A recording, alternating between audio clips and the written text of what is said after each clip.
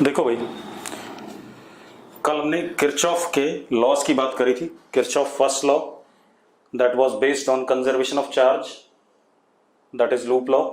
Kirchhoff first law based on conservation of charge, ठीक है। दूसरा हमने लूप लॉ की बात करी थी, second law that was based on conservation of energy, ठीक है। इन दोनों के प्रूफ हम अगले चैप्टर में डील करेंगे जब हम करंट इलेक्ट्रिसिटी पढ़ेंगे, ठीक है। अब इनके एप्लीकेशंस जरूर करेंगे हम कैपेसिटर वाले चैप्टर में।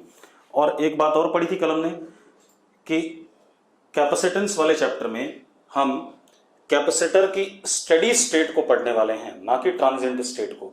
स्टेडी स्टेट क्या था कि जितना मैक्सिमम चार्ज आना था कैपेसिटर पे आ चुका है, उससे ज्यादा चार्ज नहीं आएगा, या करंट जो फ्लो कर रहा है कैपेसिटर के अक्रॉस वो क्या हो गया, जीरो हो गया। यस और नो?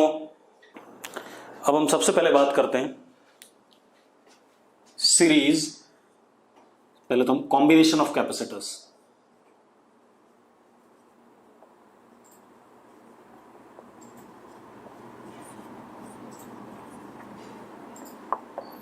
कॉम्बिनेशन ऑफ कैपेसिटर्स, ठीक है। कॉम्बिनेशन ऑफ कैपेसिटर्स में एक तो हो गया सीरीज कॉम्बिनेशन और एक हो गया पैरेलल कॉम्बिनेशन। तो पहले हम सीरीज कॉम्बिनेशन की बात करें।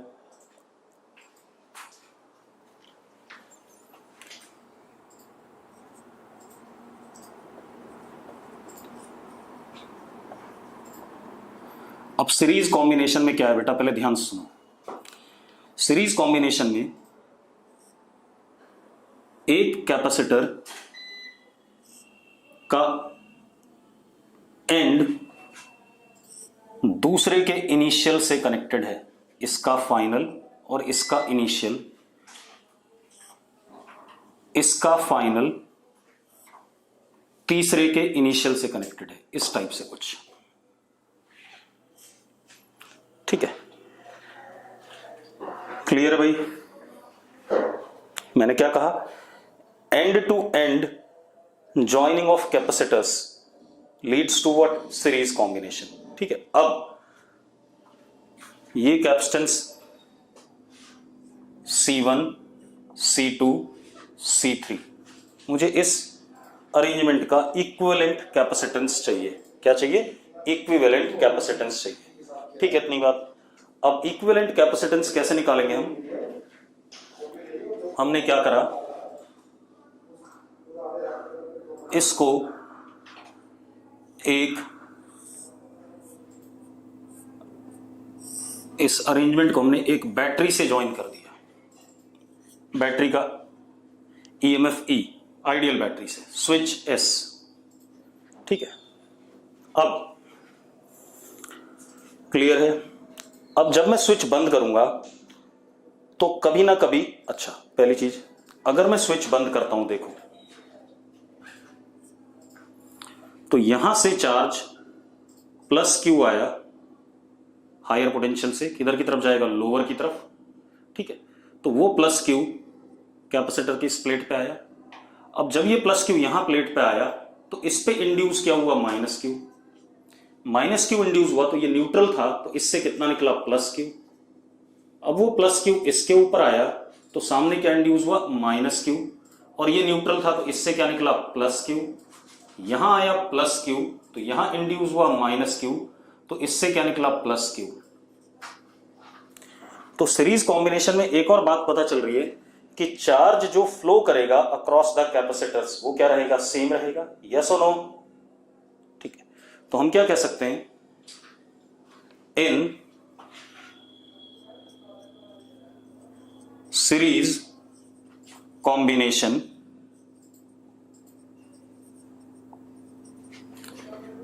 चार्ज flowing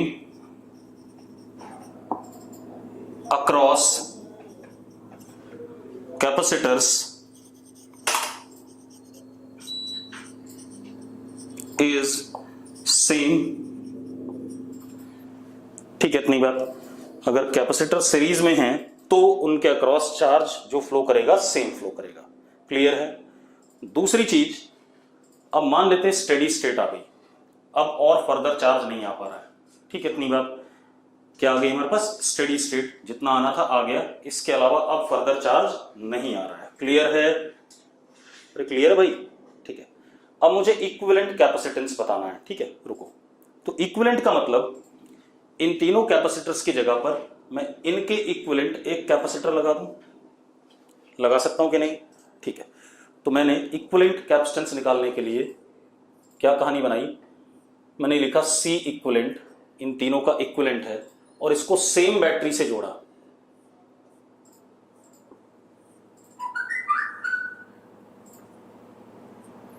और स्विच बंद कर दिया।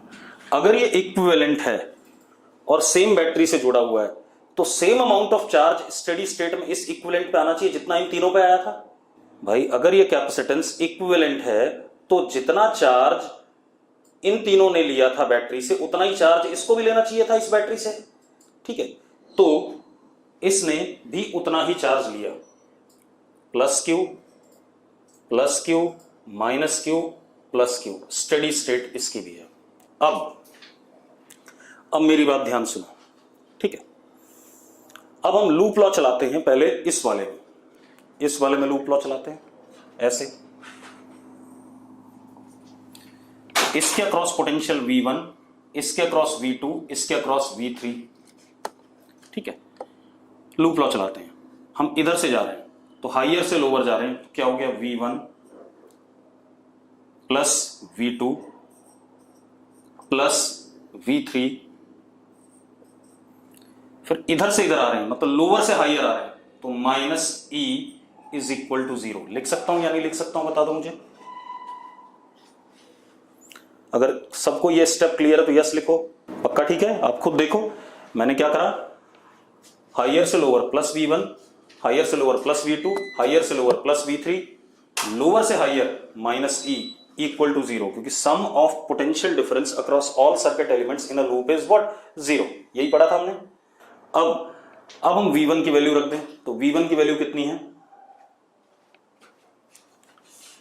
Charge upon capacitance, potential difference across capacitor is what, Q by C। तो कितना हो गया, Q by C1 plus Q by C2 plus Q by C3 minus E equal to 0। तो E को उधर भेज दिया, इज इक्वल टू E। कोई दिक्कत है भाई इसमें? अगर कोई इशू हो तो बता दो। मैंने क्या कहा, इसके अक्रॉस पोटेंशियल ड्रॉप, पहले सर्किट के अक्रॉस प्लस दूसरे के अक्रॉस प्लस तीसरे के अक्रॉस प्लस चौथे के अक्रॉस, 4 ही सर्किट एलिमेंट है, इन सबके पोटेंशियल ड्रॉप का सम क्या है, 0 है। मैंने यही स्टेटमेंट दी थी लूप लॉ में। अब मुझे पता है V1 potential difference across this capacitor, हमें पता है कैपेसिटेंस होता है C is equal to Q by V, ये पता है ना हमें। तो भैया V1 is Q by C1, अरे फॉर्मूला ये, capacitance is C by V, तो V is what, Q by C। तो V1 क्या हो गया, चार्ज Q है और कैपेसिटेंस कितना है, C1 है, तो Q बाय C1। V2 कितना हो गया, Q बाय C2। V3 कितना हो गया, Q बाय C3। कोई दिक्कत है किसी को इसमें? अगर कोई दिक्कत नहीं है तो लिखो क्लियर है। चलो अब ये आ गया यहां से। अब एक काम करो, अगर मैं लूप लॉ इसमें चला दूं तो जरा देखो, वोल्टेज अक्रॉस दिस, हम ऐसे जा रहे हैं तो हाइयर से लोअर, लोअर से हाइयर इज इक्वल टू 0। ये भी लिख सकता हूं कि नहीं लिख सकता हूं? लिख सकता हूं भाई, ठीक है। तो V is equal to E। What is V? V is Q upon C equivalent is equal to E। Yes और नो? अब आप एक काम करो, E को इक्वेट कर दो, यहां पर क्या रख दे, Q अपॉन C इक्वलेंट रख दें भाई। तो जरा देखो हमारे पास क्या रिजल्ट आया, यहां लिख रहा हूं मैं रिजल्ट। अब Q upon C1 plus Q upon C2 plus Q upon C3, E की जगह मैंने रख दिया Q अपॉन C इक्वलेंट। तो क्या आ गया, 1 upon C equivalent is equal to 1 upon C1 plus 1 upon C2 plus 1 upon C3। ये हमारे पास क्या आ गया, इक्वलेंट कैपेसिटेंस। आगे कि नहीं आ गया? ठीक है। अब जरा ध्यान दो, दो तीन चीजें हैं जो हमने इसमें पढ़ी। हमने क्या पढ़ा? पहली बात तो एक का फाइनल टर्मिनल दूसरे कैपेसिटर के इनिशियल से मिला हुआ होता है, तभी हम इसको सीरीज कह सकते हैं। क्लियर है? Final of one capacitor is connected to initial of another, final of another is connected to initial of further another. ठीक है, this way we attain what? Series arrangement. दूसरी चीज, अगर कैपेसिटर सीरीज में है तो चार्ज उनमें सेम फ्लो करेगा। ठीक है, और 1/C equivalent will be 1/C1 plus 1/C2 plus 1/C3 and so on, अगर और भी है। चलो, तो अब क्या आ गया हमारे पास?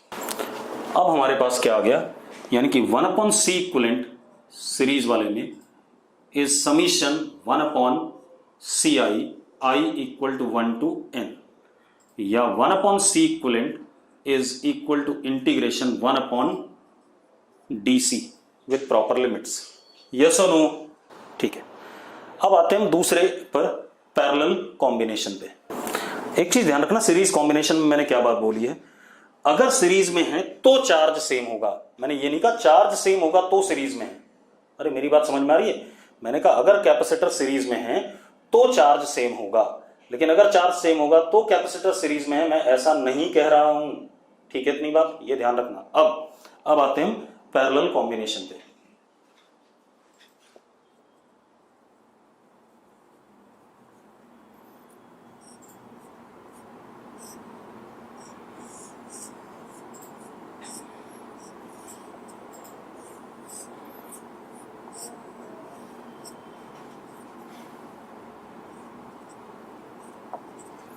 ये हमारे पास तीन कैपेसिटर हैं, C1 C2 C3।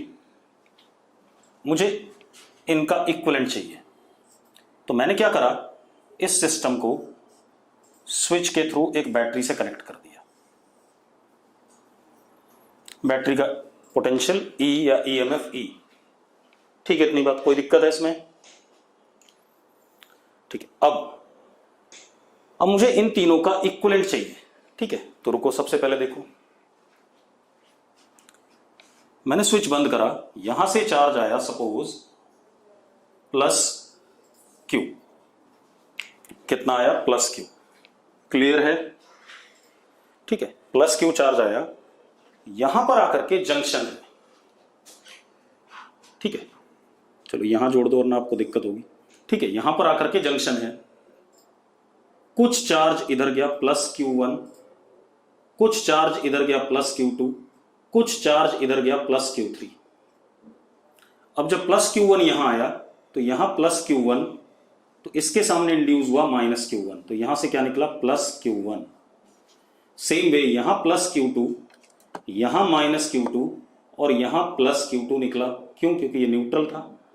Same way यहां +Q3, यहां -Q3 और यहां निकला +Q3। अब देखो, Q1 +Q2 +Q3 सारा मिलके अगेन क्या हो गया? Q हो गया कि नहीं हो गया? कोई दिक्कत है बेटा इसमें? ठीक है, अब मान लेते हैं ये स्टेडी स्टेट है, अब फर्दर और चार्ज नहीं आएगा। ठीक है, इतनी बात। क्या है ये? स्टेडी स्टेट है, अब और कोई चार्ज आने वाला नहीं है। अब जरा देखो, तो अब हम क्या करेंगे? इन तीनों की जगह में एक कैपेसिटर ले लेता हूं C इक्विवेलेंट, और उसको सेम बैटरी से कनेक्ट करता हूं। अगर ये इक्विवेलेंट है तो उतना ही चार्ज ये बैटरी इसको भी देगी। हां या ना? ठीक है, अब मेरी बात ध्यान सुनना। पैरेलल कॉम्बिनेशन की कंडीशन क्या है? इसका इनिशियल, इसका इनिशियल और इसका इनिशियल तीनों एक साथ क्लब्ड हैं। देखो तीनों जुड़े हुए हैं। इसका फाइनल, इसका फाइनल और इसका फाइनल एक साथ जुड़े हुए हैं। मतलब अगर कैपेसिटर्स पैरेलल में हैं तो initials of capacitors are clubbed together and finals of capacitors are clubbed together. Yes और नो? ठीक है, इनिशियल्स एक साइड में क्लब्ड होंगे और फाइनल्स दूसरी साइड में क्लब्ड होंगे, तो कैपेसिटर्स पैरेलल में। एक कंडीशन तो ये हो गई।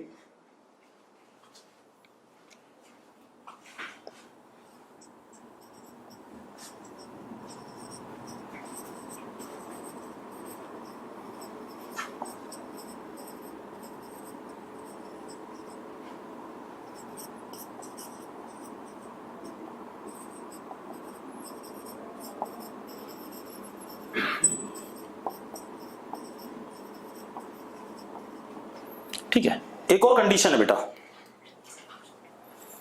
अगली कंडीशन क्या है वो देखते हैं। मान लेते हैं इसके अक्रॉस पोटेंशियल V1, इसके अक्रॉस पोटेंशियल V2, इसके अक्रॉस V3, ठीक है, C1 के अक्रॉस V1, C2 के अक्रॉस V2 और C3 के अक्रॉस V3। क्लियर है? अब मेरी बात सुनो, अब जैसा मेरा हाथ चलेगा वैसे देखना, ठीक है? इतनी बात।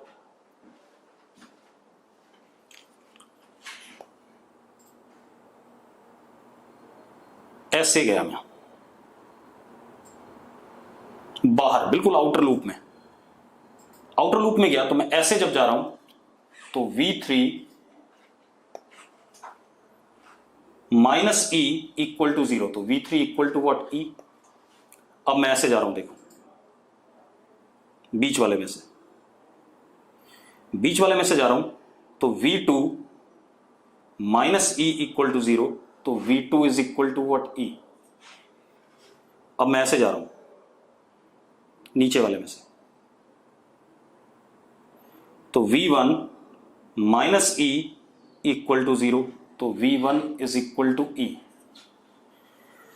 तो पैरेलल कॉम्बिनेशन में क्या रिजल्ट आया कि जो कैपेसिटर्स पैरेलल में हैं उनके अक्रॉस पोटेंशियल डिफरेंस क्या रहेगा? सेम रहेगा। अरे यस और नो? ठीक है, तो क्या हो गया?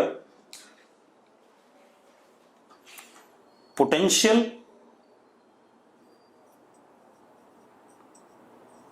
Difference across capacitors in parallel is same. Potential difference across capacitors in parallel is same. Clear है? ठीक है, अब कोई दिक्कत नहीं है। अब हम क्या करते हैं, इस जंक्शन पे किरचॉफ लॉ लगाते हैं। क्या लगाते हैं? Kirchhoff law.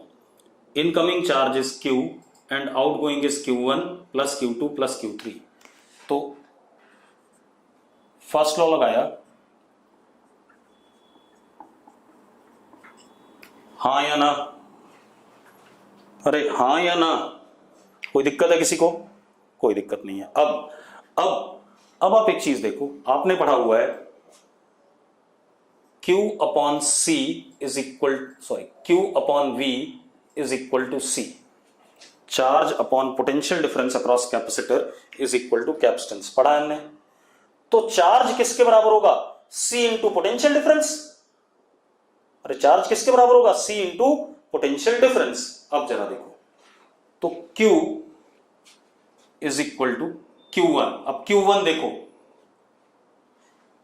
Q1 यहां देखना, C1 into potential difference across 1, that is,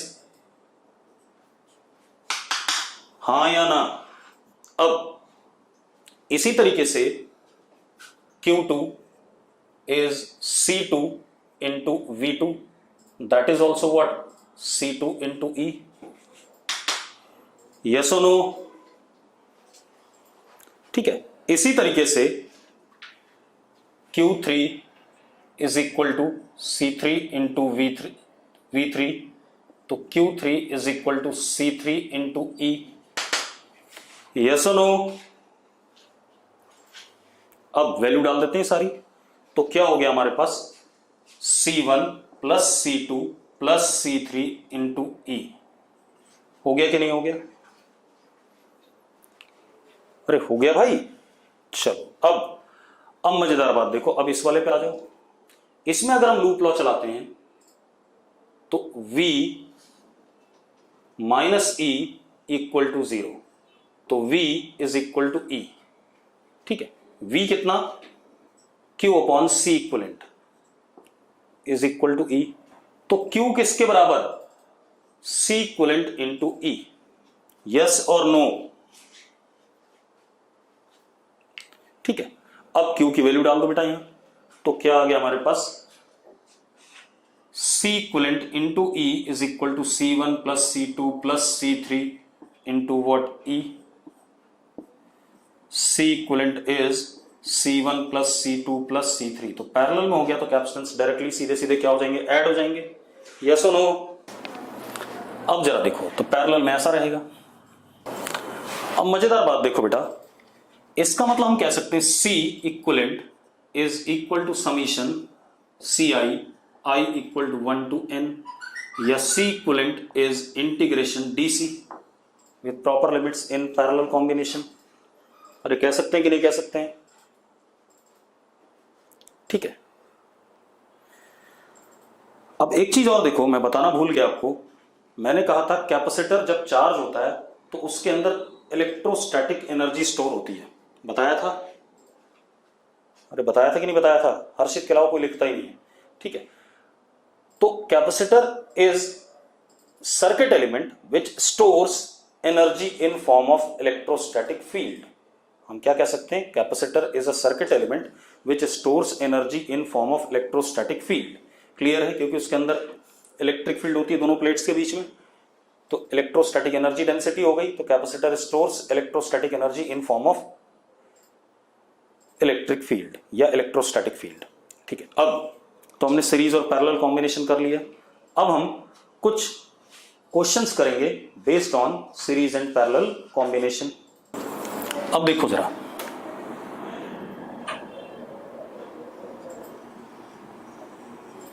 मान लो एक ये पैरेलल प्लेट है और ये दूसरी पैरेलल प्लेट है कैपेसिटर की। एरिया A है, और हमेशा ध्यान रखना, अगर मैं भूल भी जाऊं आपको बताना कि एरिया बड़ा है तो भी बड़ा ही मानना है। क्लियर है? ठीक है। अब क्या कहानी है,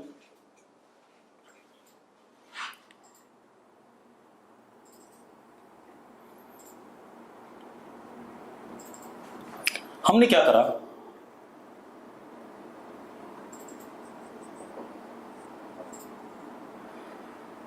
ऊपर आधे एरिया में डाइलेक्ट्रिक मीडियम भर दिया एप्सिलॉन R1, नीचे आधे मीडियम में भर दिया एप्सिलॉन R2। ठीक है भाई, ऊपर आधे एरिया में एप्सिलॉन R1 और नीचे एप्सिलॉन R2। ठीक है, अब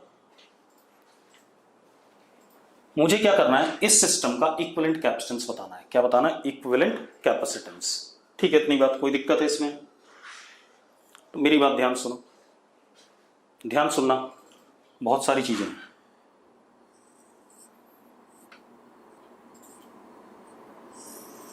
मैंने इसको बैटरी से कनेक्ट कर दिया। ठीक है,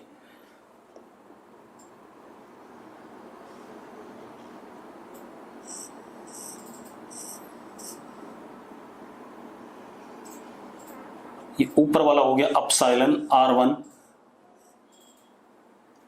नीचे वाला हो गया एप्सिलॉन R2 वाला।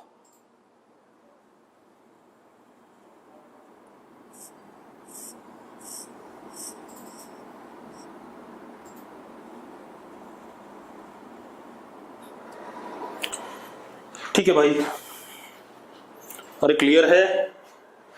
समझना जरूर, क्योंकि ये अच्छा कंसेप्ट है और मैं बहुत सारी बातें लेके आऊंगा इसमें। ठीक है, अब हमारे पास एक कंडक्टिंग प्लेट ये है और एक कंडक्टिंग प्लेट ये है। ठीक है, और ऊपर और नीचे डाइलेक्ट्रिक मीडियम है। डाइलेक्ट्रिक मीडियम पे कुछ चार्जेस इंड्यूस होंगे। ठीक है, इतनी बात। लेकिन जो चार्जेस इंड्यूस होते हैं वो इलेक्ट्रिक फील्ड में कोई रोल प्ले नहीं करते। क्या कहते हैं? Outside the region of dielectric medium. Yes और नो? अब ये एक कंडक्टिंग प्लेट है। ये कैसी प्लेट है? Conducting plate.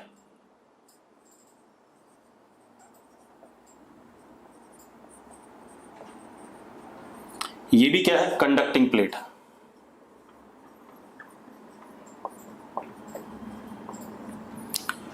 हम ये कह सकते हैं कि ये वाला टर्मिनल E का है और ये 0 का है। कह सकते हैं कि नहीं? मैंने इसीलिए बताया था उस दिन कि ऐसे करना पड़ेगा हमें, कई बार कह सकते हैं। ठीक है, अब मजेदार बात क्या है, यहां बीच में कोई एलिमेंट तो है नहीं, तो यहां कोई ड्रॉप नहीं है, तो इस प्लेट का पोटेंशियल कितना हो गया? E, और इस प्लेट का पोटेंशियल क्या हो गया? 0। क्योंकि कंडक्टर है तो पूरे प्लेट का पोटेंशियल सेम ही होगा। तो लेफ्ट वाली प्लेट का पोटेंशियल E और राइट वाली प्लेट का 0 पूरे प्लेट का। यस और नो? ठीक है, अब एक बात बताओ, अगर मैं इस वाले हिस्से में, ऊपर वाले हिस्से में पोटेंशियल डिफरेंस देखूं, तो दैट इज व्हाट ई। यहां से यहां तक कितना पोटेंशियल डिफरेंस है, ई है या नहीं है? अरे है या नहीं? नीचे वाले में अगर बात करूं तो वहां भी ई है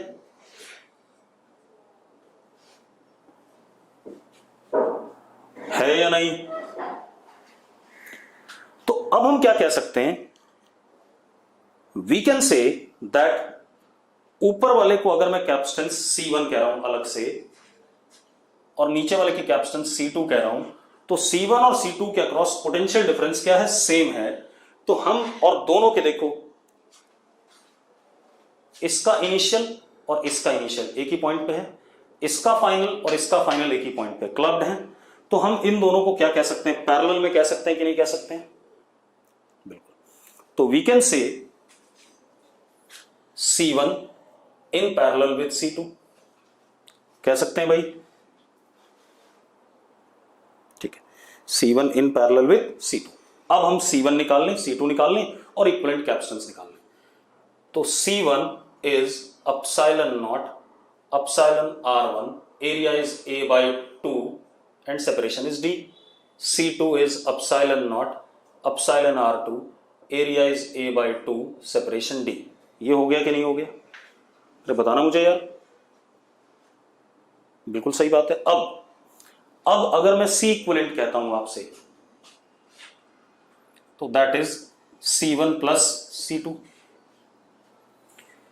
C1 प्लस C2 आ गया, तो C equivalent is epsilon naught A by 2D epsilon R1 plus epsilon R2। कोई दिक्कत है इसमें? अरे कोई दिक्कत है किसी को? नहीं है ना। अब इसी तरीके से अगर मैं यहां पर कुछ ऐसा खेल करता, देखो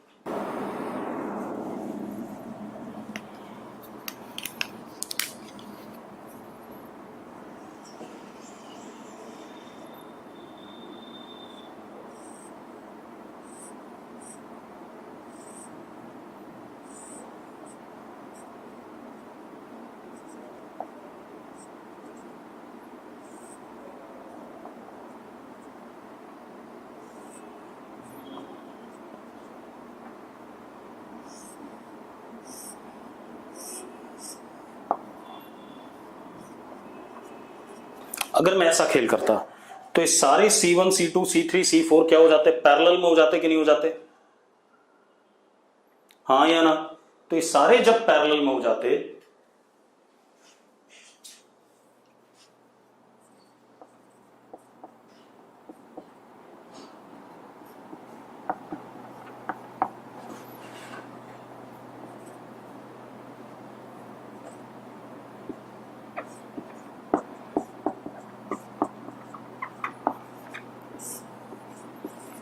तो अब क्या होता, C इक्विवेलेंट इज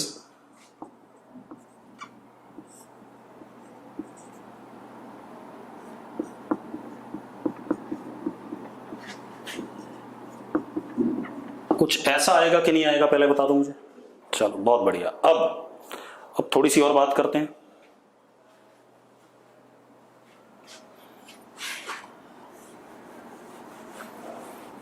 अब इसी सवाल को चलो बाद में बढ़ाएंगे, थोड़ा सा पहले हम सीरीज पैरेलली देख लो तब बढ़ाते हैं इस सवाल को। अब एक और काम करते हैं,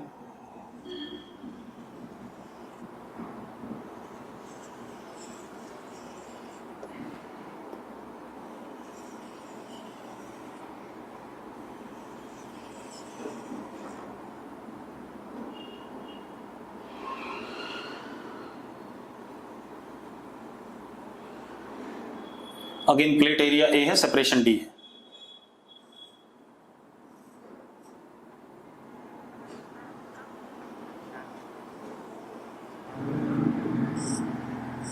इस D/2 रीजन में हमने एप्सिलॉन R1 और अगले D/2 में हमने एप्सिलॉन R2 भर दिया।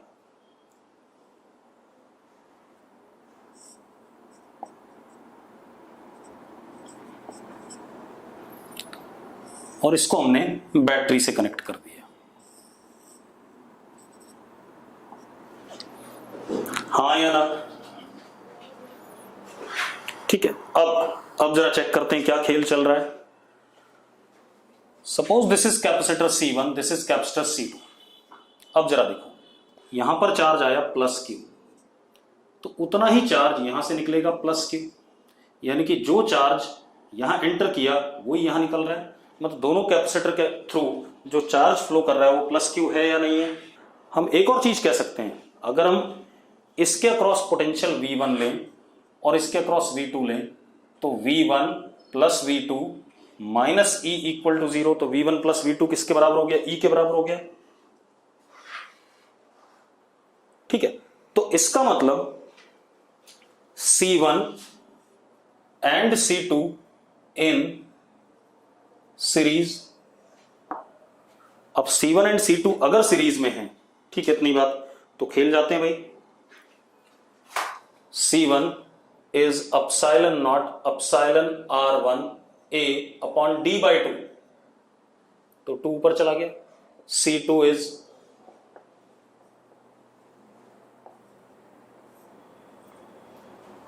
अब 1 upon C equivalent is equal to 1 upon C1 plus 1 upon C2. 1 upon C equivalent is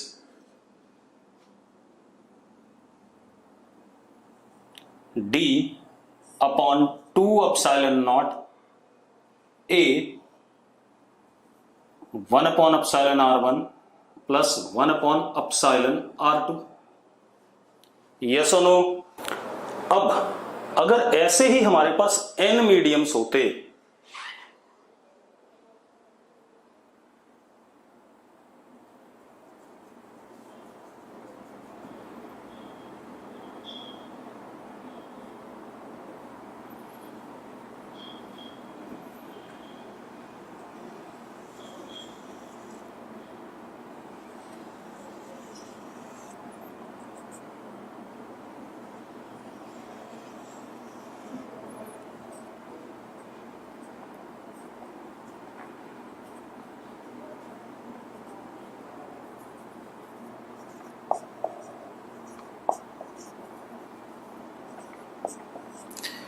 तब भी ये सारे C1 C2 dash dash Cn in series.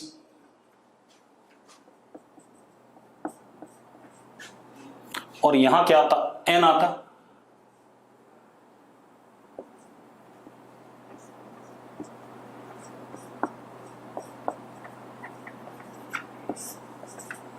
अब अगर हम 1 upon C इक्विवेलेंट देखें तो कितना आएगा? ये आ जाएगा कि नहीं आ जाएगा, पहले बताओ मुझे। ठीक है, अब थोड़ा सा और बात करते हैं बेटा। अब देखो भाई, अब मैं क्वेश्चन दे रहा हूं, आप लोग करोगे।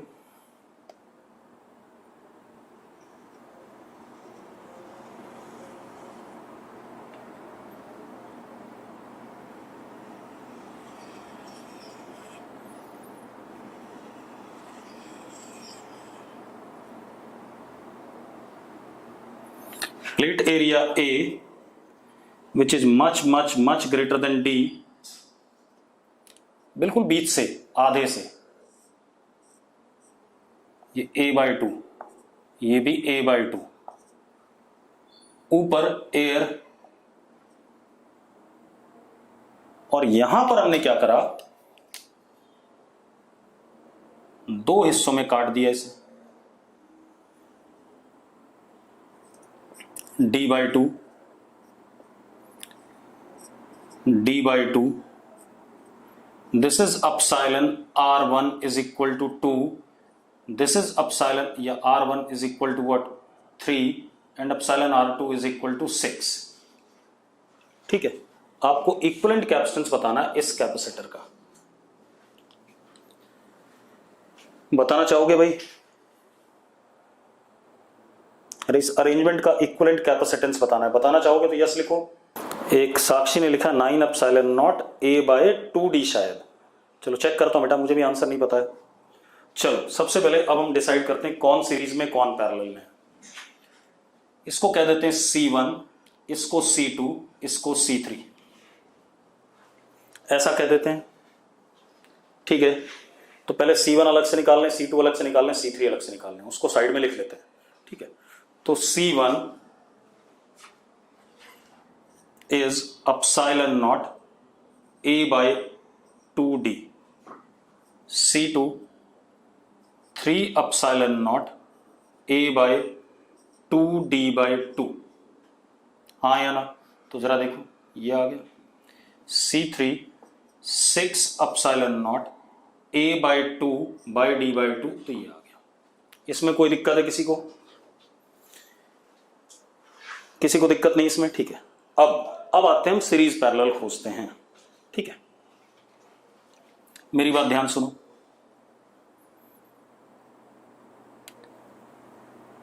अगर हम ऐसे देखें, ये दोनों सेम होते तो ऊपर वाला, चलो अगर मैंने इसको ऐसे जोड़ा E से, ध्यान सुनना बेटा,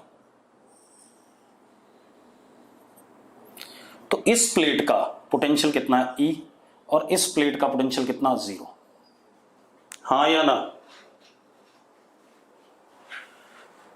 ठीक है। अब एक बात बताओ, ऊपर वाले अरेंजमेंट के अक्रॉस, इस ड्रामे के across potential difference is what, E, और नीचे वाले इस कंप्लीट के अक्रॉस भी potential difference is what, E, हाँ या ना? तो ऊपर वाला सिस्टम नीचे वाले सिस्टम के पैरेलल में है, यस और नो? और एक और चीज, अब यहां देखो, जो चार्ज, चलो देखो एक मिनट, इसको मैं यहां जोड़ता हूं, जरा ध्यान से देखना। ऊपर वाले पे चार्ज Q1 गया तो नीचे वाले पे क्या आया, Q2 आया। तो जो चार्ज यहां एंटर करेगा, देखो ऐसे,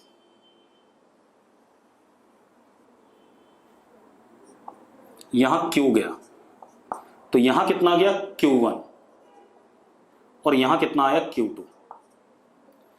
अब यहां पर कितना, माइनस Q1, तो यहां से क्या निकला, प्लस Q1, यहां माइनस Q2, तो यहां से क्या निकला, प्लस Q2। तो टोटल अगेन क्या आ गया, Q आ गया कि नहीं आ गया? अरे हाँ या ना? अरे भाई ठीक है।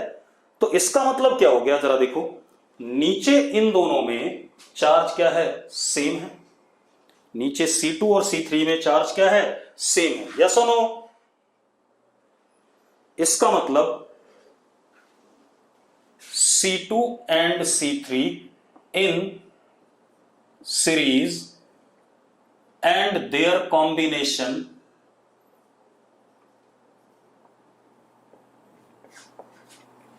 in parallel with C1, ये अरेंजमेंट बन रहा है कि नहीं बन रहा है, यस और नो? निष्ठा आंसर मत बता, जो मैं बोल रहा हूं वो सुन ले पहले, ठीक है, वरना ये सवाल हमेशा गलत करोगे। तो C2 and C3 are in series and their combination is in parallel with C1।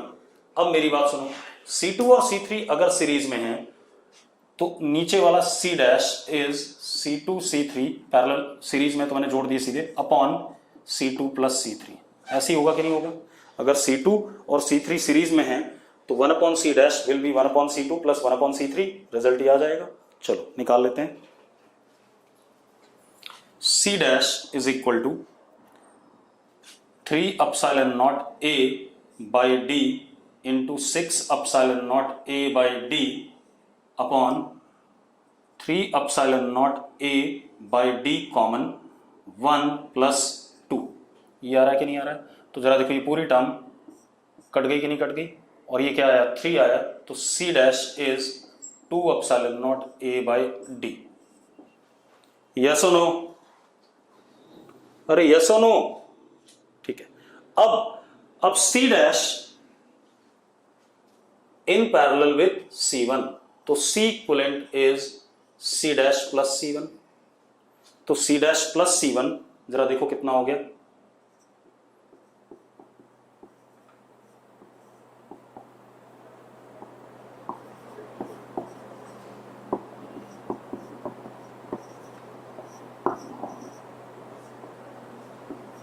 आगे कि नहीं आ गया भाई, यस और नो? ठीक है। अब किसी के दिमाग में आ रहा हो कि हम ऐसा क्यों नहीं करते कि भैया हम ऐसा कर लें, ये C1 ये C1 डैश, ये दोनों पैरेलल में, ये दोनों पैरेलल में, बाद में सीरीज में, तो ऐसा कतई नहीं कर सकते। इसलिए नहीं कर सकते क्योंकि इसमें देखो ये दोनों, देखो ये दोनों पैरेलल में हो ही नहीं सकते क्योंकि यहां पे चार्ज अलग है और यहां पे चार्ज अलग है। तो यहां से यहां तक का potential difference Q1 upon C1 जरूरी नहीं है कि Q2 अपॉन C2 के बराबर हो। अरे मेरी बात समझ में आ रही है? ठीक है, तो ये अरेंजमेंट बिल्कुल ही गलत होगा। कुछ लोगों ने कर भी दिया था, आंसर भी निकाल दिया था। ठीक है, इतनी बात। अब आपको ये ज्यादा अच्छे से क्लियर होगा जब मैं एक क्वेश्चन और कराता हूं। देखो एक मिनट, मेरी बात सुनो।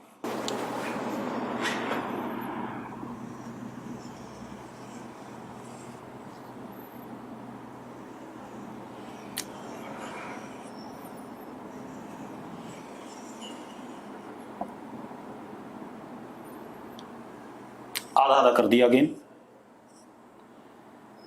यहां एयर और यहां epsilon R is equal to 2।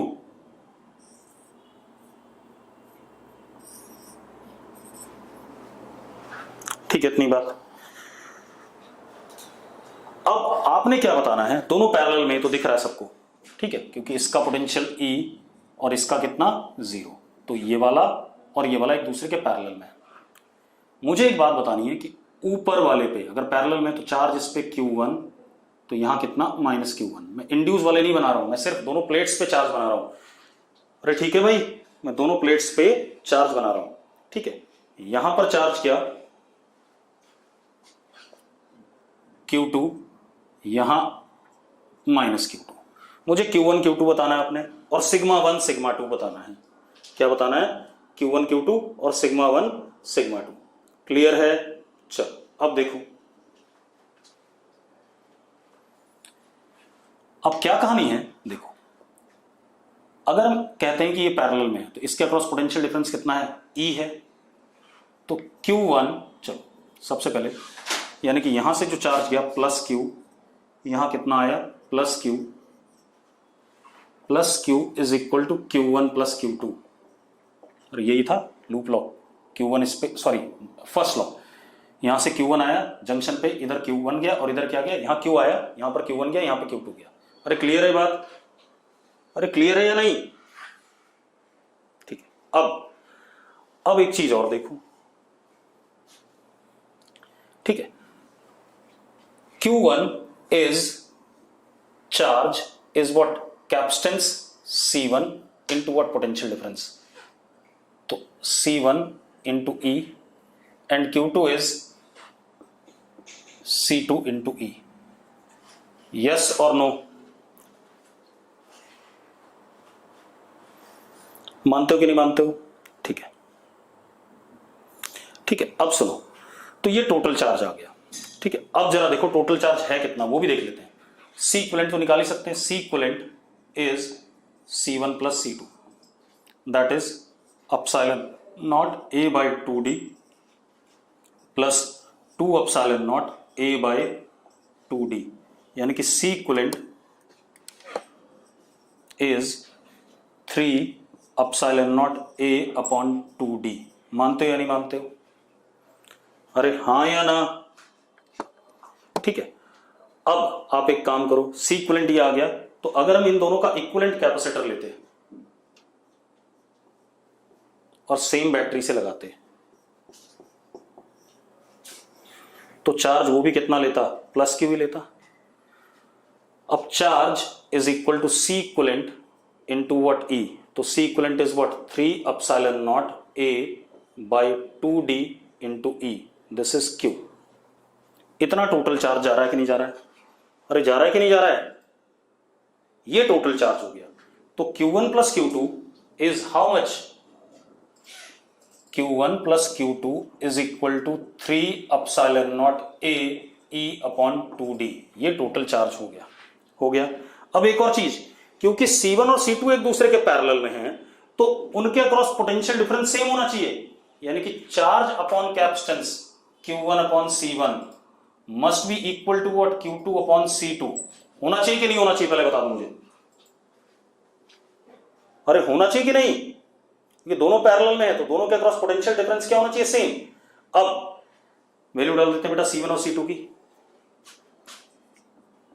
Epsilon naught A upon 2d is equal to Q2 2 epsilon naught A upon 2d। तो बेटा जरा देखो, Q1 is equal to Q2 by 2। Q1 की वैल्यू यहां डालते Q2 बाई 2, तो कितना हो गया 3Q2 by 2 is equal to 3 epsilon naught A E upon 2d। 2 से 2 गया, 3 से 3 गया, Q2 is equal to epsilon naught A E by D. ये आ गया चार्ज ऑन नीचे वाला सिस्टम। अरे आगे कि नहीं आ गया? अरे यस और नो? और ऊपर वाले में कितना आ गया? आधा इसका।